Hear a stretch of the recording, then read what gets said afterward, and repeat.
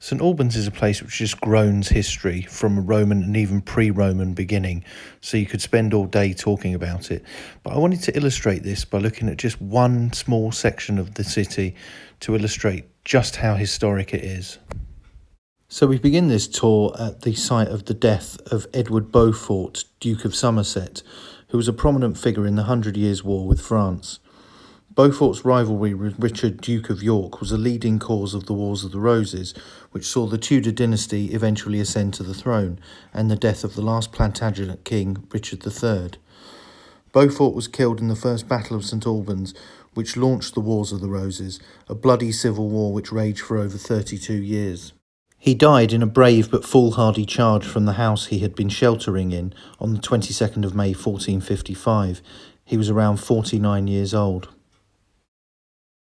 Earlier in the 100 Years' War, and just around the corner from where Beaufort fell, King John II of France was briefly held captive en route to Hertford Castle. He had been captured at Poitiers in 1356.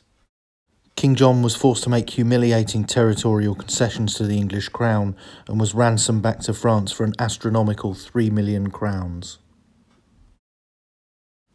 And just next to where the French king was held, another royal rested, albeit after her death, as Eleanor of Castile, Queen Consort of England and wife of Edward I's funeral procession stopped in St Albans.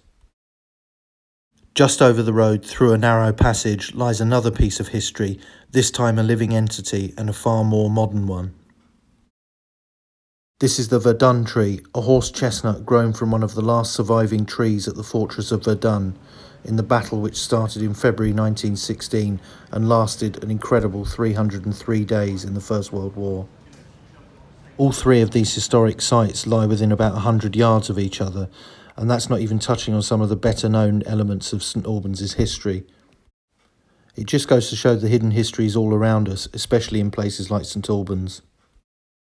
That's all for this video. Thanks for watching. Don't forget to like, share and subscribe.